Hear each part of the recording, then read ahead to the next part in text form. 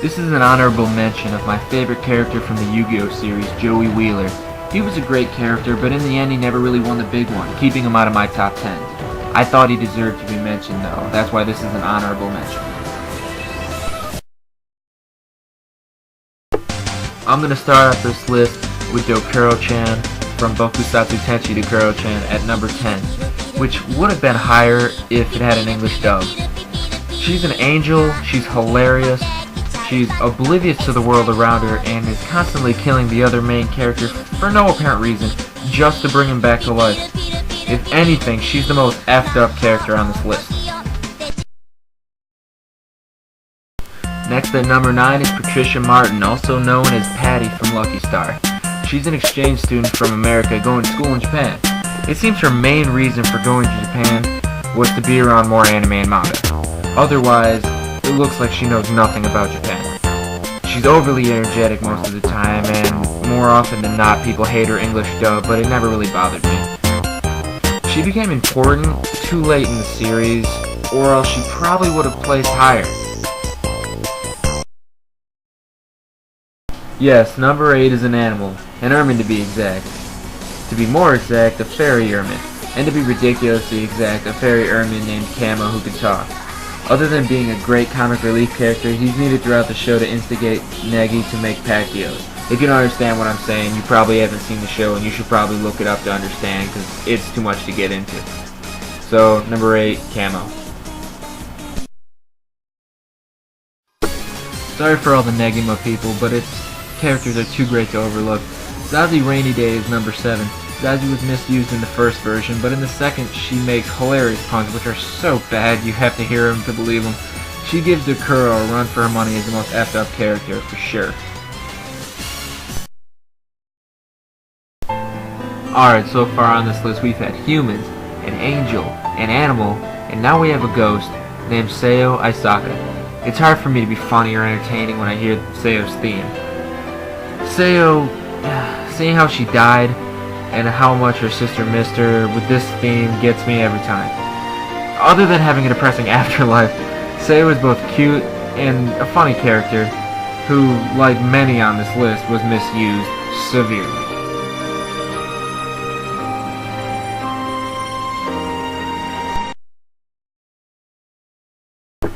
Now we're at number 5, who's Haruhi Suzumiya from The Melancholy of Haruhi Suzumiya.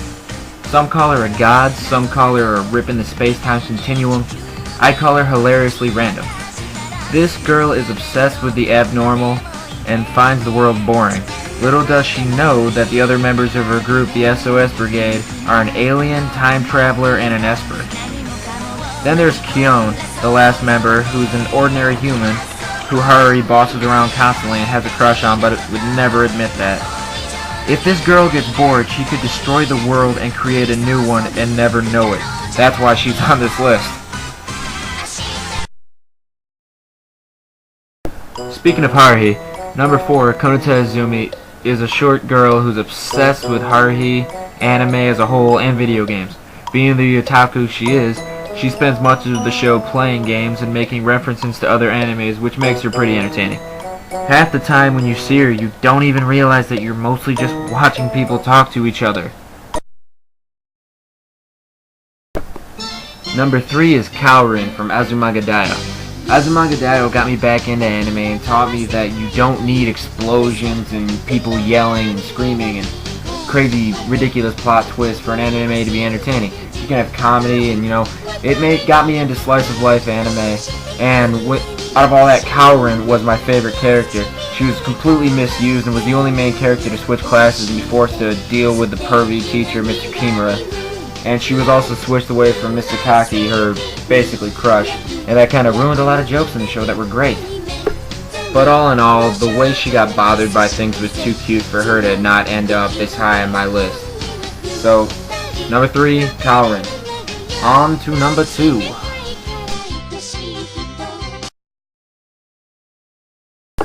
When I started this list with my rating system based on the characters' funny scenes, serious scenes, and if they could get me to throw on a DVD or look up an anime, I never thought that Nodoka Miyazaki would end up as number 2. Don't get me wrong, she's great, and the more I thought about it, Nobody other than the #1 can beat her for me. She's a cute, ridiculously shy girl who trembles a lot, who the only guy she'll open up to is Negi, the main character, who she has a crush on, but you know, what the hell, so does every other character in this show, basically. But she's a great character, definitely my #2. And now, the moment of truth, #1.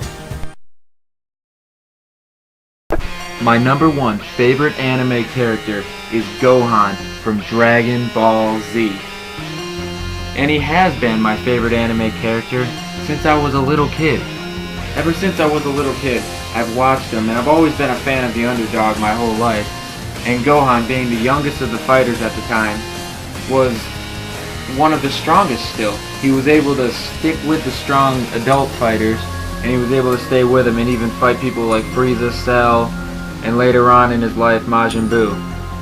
He multiple times became the strongest fighter in the universe, and he always had the most fighting potential, and could have been the strongest person in anime history had he not been screwed over in GT.